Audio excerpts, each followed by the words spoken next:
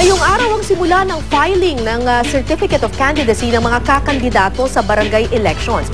Bakit nga ba mahigpit din ang tunggalian sa barangay elections? Ayon sa isang political analyst, maliit man ang nasasakupan ng barangay chairman, hawak niya ang kapangyarihan ng ehekutibo, lehislatibo at hudikatura. May nusugo si Von Aquino.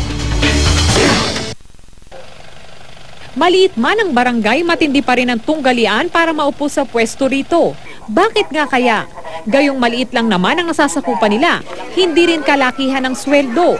Para sa barangay chairman, 1,000 hanggang 19,000 kada buwan. 600 hanggang 14 naman para sa mga miyembro ng sangguniang barangay, barangay treasurer at secretary. Depende ang sweldo sa klase ng munisipalidad na kapaloob ang barangay na nasasakupan. Pero ayon sa isang political analyst, wag iismolin ang kapangyarihan ni Cap. Pero nakabalot sa isang tao yung 3 functions na sa national government hiwa-hiwalay. Ang executive, yung presidente. Ang gumagawa ng mga laws, ang Congress, at ang mga conflict resolution sa mga korte. Hindi dapat magkahalo-halo at makikialam ang bawat isa sa isa't isa. And yet, sa barangay level, lahat yan, no? Yung powers na yan, makabalot sa barangay captain. Tulad ng presidente ng bansa o ang executive branch, ang barangay captain ang tagapangasiwa ng barangay. Siya ang nagtitiyak na naipatutupad ang mga batas. Tulad ng hudikatura, may kakayahan rin ang barangay na resolbahin ang gulo sa kanilang lugar sa pamamagitan ng barangay court. Tulad ng Senado at Kamara, binubuo rin ang mga mambabatas ng barangay sa katauhan ng mga sangguniang barangay. Maaari silang lumikha ng mga barangay ordinance at nagpapasa ng budget. Maging ang pagkolekta ng buwis, pwede rin nilang gawin. They can collect taxes. Hindi nga lang kagaya ng taxes na nakokolekta ng BIR.